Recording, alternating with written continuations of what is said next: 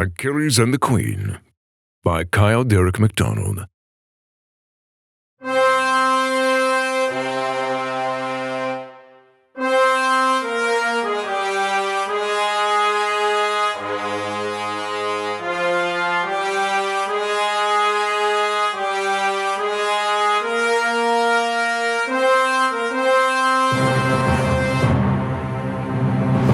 Young Pallades, whose hands yet reeked with death, having purloined Troy's finest son of breath, beheld Patroclus' husk in flames consumed, his dearest comrade in fate's hands entombed. No lover nor the river Peneus would greet the valiant son of Peleus in Phthia, where his noble father stayed, for to home's shores he would not be conveyed, his doom to fall upon the Trojan field, by will divine and by the fates being sealed. His spleen, at equal blows with his remorse, rested within him to assert its force, and drive him towards the plains more war to wage, to shatter limbs, to open veins in rage. And though this wrath on Hector had been wroken, the Dardan soldiery had not been broken. Priam, the king, surveys still from his height. Aeneas keeps the Trojan men from flight. Proud Paris prances still in amorous pomp, and Helen shows no wish to eschew her romp. Not till the very embers cooled and crumbled did great Achilles stir, his visage humbled by grief, a cloud made ponderous with rain, which sought to shed its load in solemn bane. The ashes in an urn does he now put, expecting soon to add his own soft soot, when Thanatos inexorably demands to have the warrior's shade placed in his hands. Unto his mistress now retires the prince, hoping she gentle comfort can evince. Meanwhile, within the halls of maudlin Troy, dirges and elegies were in employ to assuage the sorrow of a weary land, having been cruelly robbed of her right hand. Yet in this doleful hour a blessing came, for Queen Penthesilea of the fame of the wild Amazones with her train arrived at Troy to prove a Danaan bane. The queen herself, austere, intrepid, proud, by Ares fiercer graces was endowed, for he unto that formidable queen was sire. She was conceived amidst a flash of fire. This vehemence within her breast abode, and shone forth as into the hall she strode, dight in her glossy bronzed plates of toil, anticipating now the martial moil, where she would mount her chariot of war, and stain her spearhead with Hellene gore. King Priam crossed his hall and met with glee the towering monarch in her pedigree. She saw that teen had roiled his kingly eye, whilst hardship had his stature turned awry. In an enfeebled voice he gave his thanks. "O regal queen, thou in thy mighty ranks cause this old sovereign's heart now to exult. For 9 relentless years this dire assault resounded has upon our hallowed wall. The gods at last would all this wreak forestall, for they have sent ye unto us this day." Now she in plummy tones replied this way: "Revered Priam, 'tis our honor so to march thus in an amiable show before the denizens of lofty Troy, the orgulous Achaeans to annoy. Upon mine honor I intend to free thy sacred city of thine enemy." Now tears within his eyes began to well, which he with aged hands conspired to quell. Here Hecuba stepped forth, her visage dure. "Dread queen, if thou canst offer us for cure, name what thou wilt possess, it shall be thine. Glory, much more than gold, is what is fine, for honor can ascend the mount of time. While gold doth plummet, dignity will climb. My Amazons and I will crush your foes, and heap upon their shoulders bloody woes. Not one Achaean shall survive our press, not one Hellene shall escape duress. We'll burn their fleet and push them from the strand. That's how we will disperse that plundering band." Her voice, like a reboned horn, intoned, as she her victory over the foe deponed. Andromache, made mild by Hector's fall, responded to the monarch's warlike call. "Penthesilea, we doubt not thy might, yet wary be of Argives in the fight, for they have champions of high repute, who have plunged Troy in bitterest dispute. Walk proudly sure, yet do not vainly vaunt. The queen laughed heartily and aimed to daunt the spirits of the widow, then spoke thus. Sweet lady, prithee have no fear for us. Reared in the arts belligerent are we, not soft, effeminate practices like ye. This peroration stifled the exchange. Then Priam, Come, a supper I'll arrange, a feast of splendor in thy honor held. This night our misery shall be dispelled. With promises of victory crowned, the Amazons will see our rivals downed. From thence the noble company retires to merry drinking by the festal fires.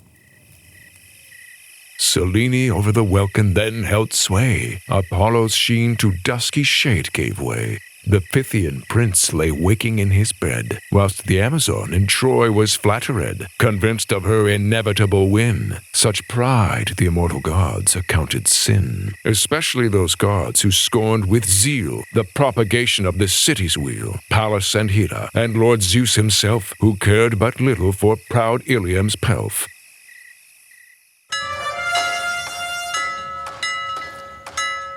Anon the tocsin sounds the call to arms, for Eos over the cope now spreads her charms. The soldiers from their silent slumber leap, thinking of glory as they shake off sleep. Bright armor is applied with eager haste, that mortal parts in bronze may be encased. Sharp shafts in martial hands are grasped straight. Lines of hale soldiers boast a warlike gait. Chariots drawn by stately horses loom, ablaze in rose-age dawn's effulgent bloom. The Trojans by Penthesilea spurred, in inexpugnable courage were immured. Greater still was their pluck when they beheld that great Achilles' presence was withheld, for nowhere could that bastion be seen, who for the battle always was most keen. No parley nor negotiation passed between the armies who had now amassed, as they for bloody slaughter were voracious, no less were they for Nike's grace audacious. King Agamemnon, present in the lines, with his royal hand unto his herald signs. At once brash Stentor gives his deafening cry, "Ah!" And all the Danii their efforts ply into a charge of rage incontinent. The Dardan answer is as violent, and in the midst of old Scamander plain, translated now into a deathly fane, the rivals clash with a resounding shock, the sounds of which resemble stone on rock, only 100,000 times more dire. Unto the heavens did the brute aspire. Shields were transpierced and armor punctured, and groans arose from those who deathward sped. The queen, like Pallas in her bronze array, atop her chariot raced unto the fray, where with a mighty heft she cast her spear, and strake a hapless foe beneath the ear. Her soldiers wrought their bows to Daunian pain, showering them with arrows as with rain. Nor could those men endure the ghastly sight of raucous raving women in the fight, and from the Amazons turned round and fled, incurring censures from stout Diomed. Execrable cowards! Dost thou turn and fly? From feeble-limbed viragos dost thou shy? And here, see how they crumple to the ground when my great spear within their hearts is wound. Now launches Diomedes his attack, which strikes and palls his foe's wide eyes in black. Unto the earth that Amazon is cast, constrained by the power of the blast. The men, inspired by his example, turn and join the fray. All former dread they spurn. Though all the Achaean captains battled well, the lesser wights by the Amazones fell. Penthesilea, foremost in the slaughter, proving herself indeed of war a daughter. Foaming with rage, dread Hera cursed the day, and bade night start her course without delay. The sun retreats, dust settles on the field. The contest to impending dark must yield. The pained Hellenes to their camp retired, and all the dreadful Amazon admired for her stupendous feats of arms that day, as she inspired within the ranks dismay. A lion on a rampage was that queen, on luckless men expending all her spleen. King Agamemnon, hoping to forestall, recalling dour Achilles to the brawl, commanded that he be allowed to mourn, until he was prepared his frame to adorn with the renowned plates of God's design, wrought with the ores from the imperial mine.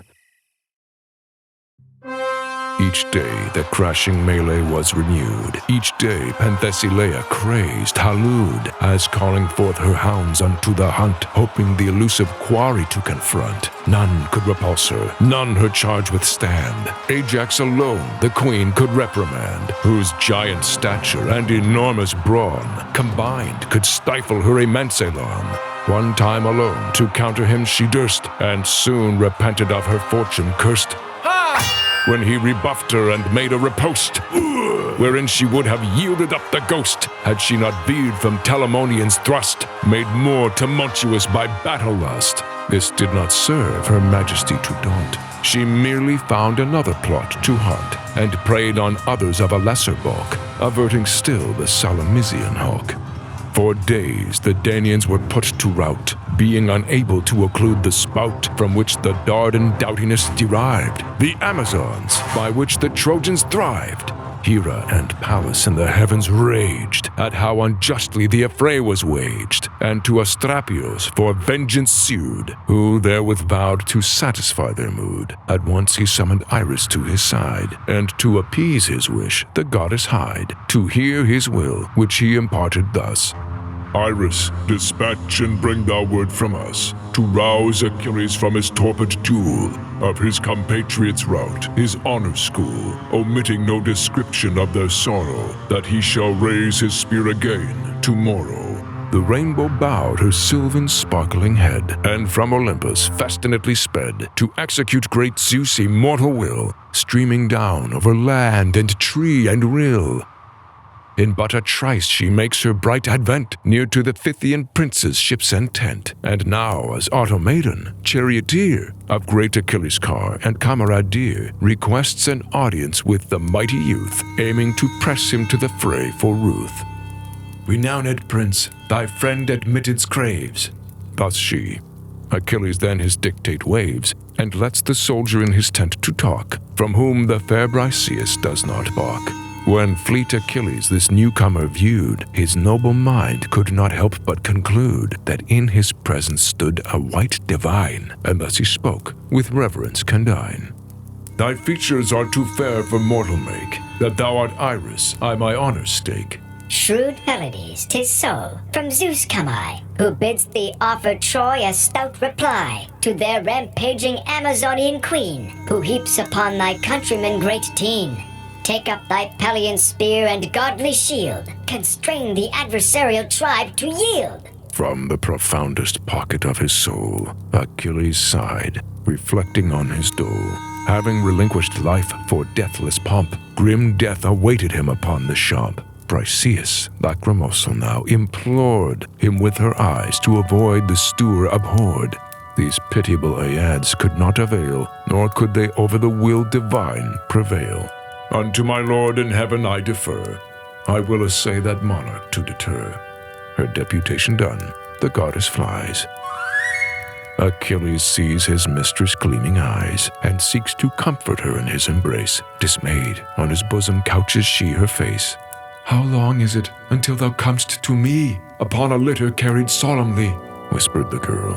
And then what shall I do? And then how much thy absence shall I rue? Achilles knew that day would come indeed, and to this quandary he gave no reed, but only softly kissed her gentle brow, whilst uttering to himself a silent vow, that he would come to her tomorrow night, and that he would not perish in the fight.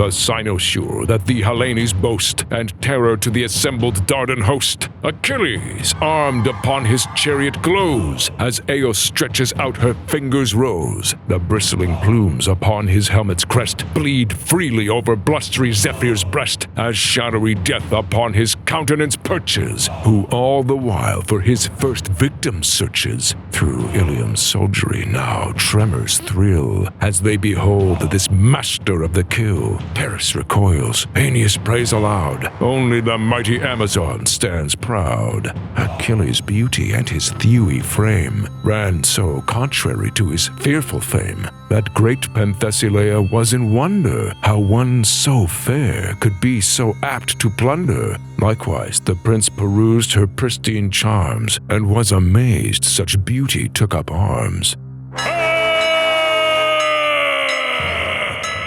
With direful clarion, the alarm sound, whereat Achilles raced across the ground, whose coursers, both bred of an immortal stock, cause all the lesser steeds therewith to balk. Nor Amazon nor Dardan faced the youth, fearing an execution too uncouth. Yet this did not forestall their bloody fate, as he with spears sought foes to extirpate. One caught his javelin beneath the arm. Another from his blade took mortal harm, as head from neck was rashly severed. His spear recovered, to the fray he sped, his ruby chariot thundering as he went.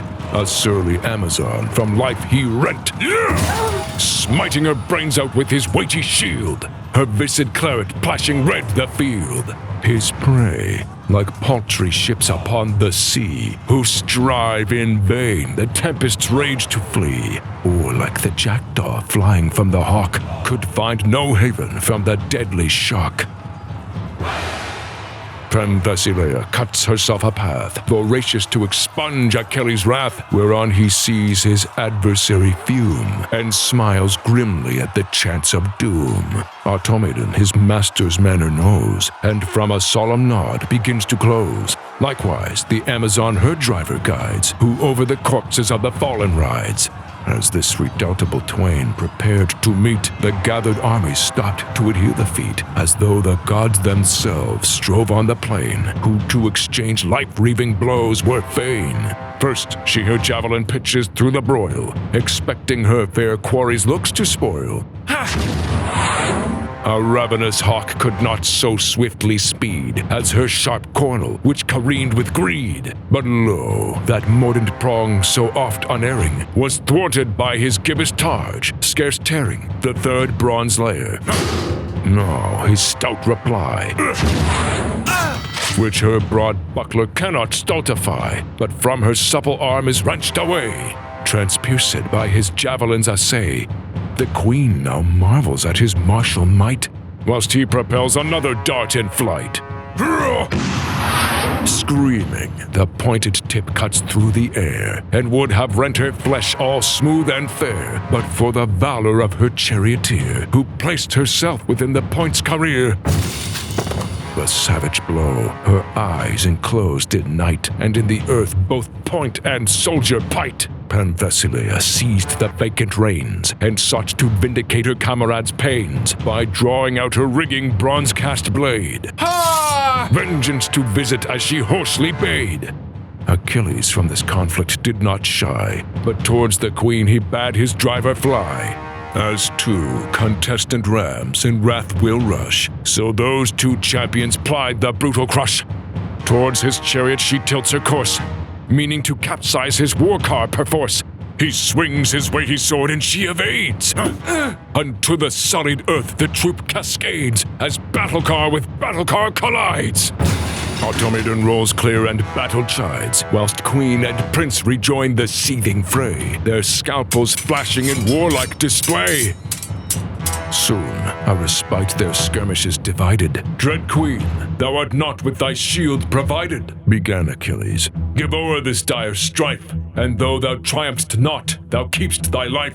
His voice, majestic, deep like thunder, awed her virgin heart unsifted, kindling laud that blossomed into blazing love anon, which she to thwart pugnacity put on. Impudent Argive, stanch thy charity, and then repent of thy temerity. Had I but naked hands with which to rend, thou wouldst have need thy welfare to defend. Speak not to me of shields or armor's care, but rather for thy death do thou prepare. The youth, amazed at her illustrious tone, found that his heart to lover's thoughts had grown. Yet honor this soft sentiment expunged, and so into the fray once more he plunged.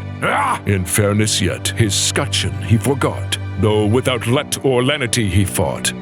Despite her great omnipotence, the queen could muster small defense unto his spleen, and fierce Achilles plunged his point in deep, dooming the maiden to immortal sleep.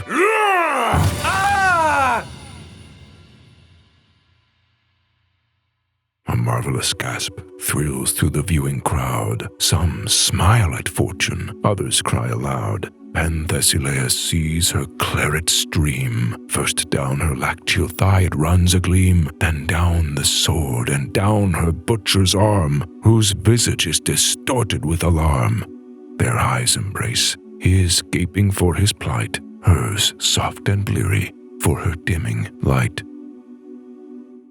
Her knees give way, she crumbles to the earth. The prince encloses her in his arm's girth. Her helm he doffs, from which a flaxen mane, like golden liquor, flows out on the plain. Her eyes, cerulean, search his succinct face. Her hand she lifts, his visage to embrace, tracing her fond caress with ruby ink. Achilles then from weeping could not shrink, but laved his lemon with his briny dew, which wrought like tears of woe from those in view. Her shade, agog on collied sticks to sail, craved yet one boon before her grim travail, a kiss to grace her lips, her death to seal. Her vow to abstain from love did she repeal, and raised her sweet aspect with trembling lips. His plushy mouth she traced with fingertips, which scout-like mapped the course of her emprise. A vigorous resolve illumined her eyes, for never kisses had her lips traversed. Her paling folds in his she then immersed, tasting of love her first and final time, inwardly glad to know such sense sublime. Enwrapped, her last breath in him she consigns, the which to keep forever he designs, not daring to exhale the charmed perfume. Within his soul his love would he entomb. Alas, though Pallades surpassed the best, and was a son unto a mother blessed, the gods decree that man must take in breath, and thus the youth suspired his love to death. The conqueror, now conquered, sadly stoops, while over the deceased his plumage droops. In pity, Zeus dims day and his bright fires, whereon Achilles with the queen retires. No Trojan durst oppose the mourner's tread, they of his rage redoubtable adread. Penthesilea betimes plucked from her stalk, a rose by shears dissevered from her dock, passed to Elysium a valiant soul, who like so many fell nigh Troad's shoal.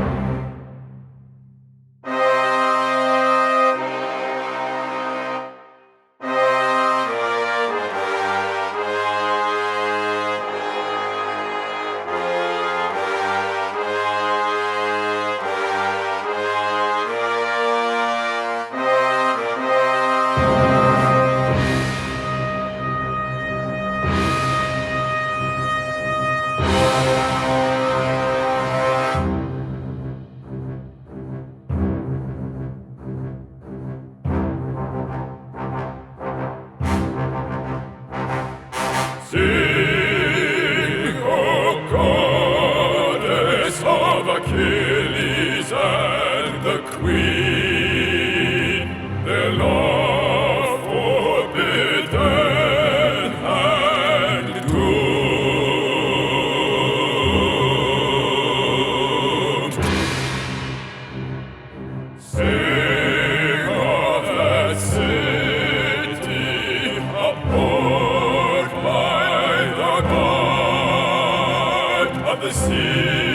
sing of joy, where both of these champions will be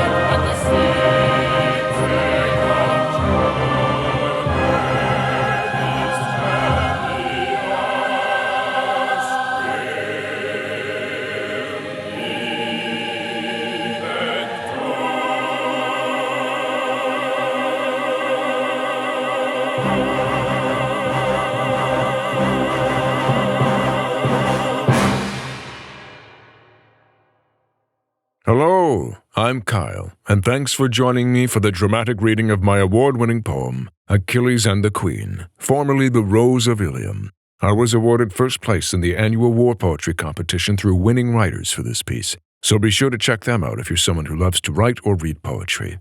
If you enjoyed this, allow me to direct you to a few other projects I have on the go. The first being my audiobook version of Beowulf, to which all fees are waived and it's free to enjoy and share, so have at it. And the other project is my life's work, a novel-length epic poem called The Blessed. For the full cast, fully scored and sound-designed fantasy epic, head over to theblessedepic.com. If you liked the music in this, you can also check out the original music composed for The Blessed at theblessedepic.com. Links are in the description below. The Emperor is crowned. I am the rock, What enchantment dost thou wield? against which the waves of malice break. I'll tell these stories scarce to be believed. I am immovable, the path is clear. I am what cometh. The Blessed. Be powerful. The legend begins. The Lionheart, an original opera. Music by Corey Arnold. Book by Kyle McDonald. That's me. Tell me of your adventures, that my heart, by hearing of your bravery, may be stilled.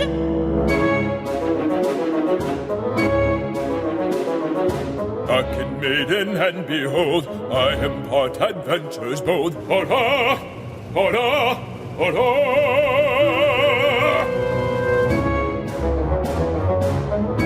You can find links to selections in the iTunes purchases at the bottom of the site. Conan and the Stone of Kellior by Kyle McDonald. That's me. Conan, I, Conan, defy your rule. I, Conan,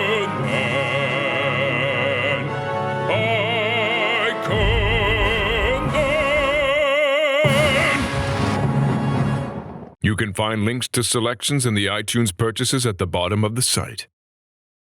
Actoripists. Are you feeling down, anxious, depressed, like life has no meaning? Well, there's help. Meet James Hart in standard definition. Actors, players, thespians, carnies. These are the lifeblood of our organization, and we at Alchemy Theater have the best. He runs a psychodrama studio.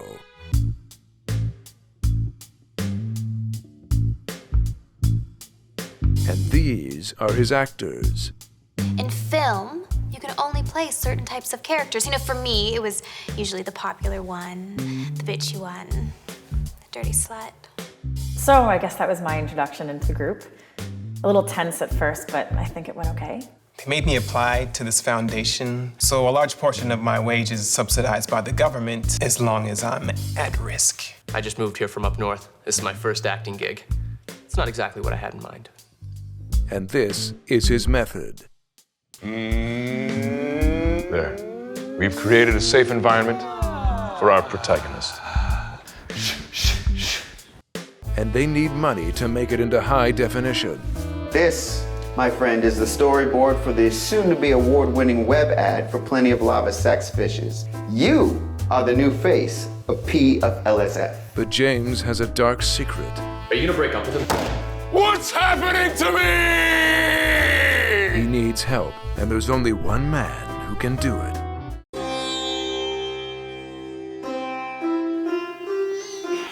Scott Thompson is the guru of gurus.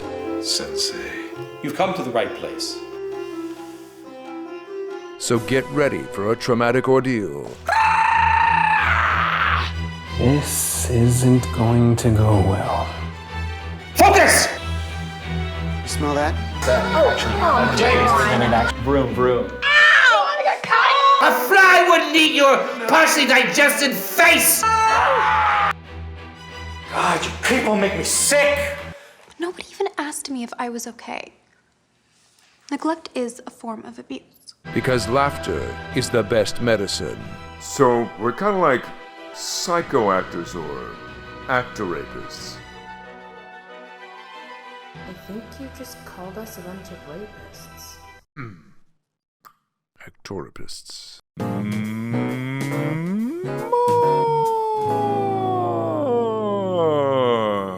Shh, shh, shh.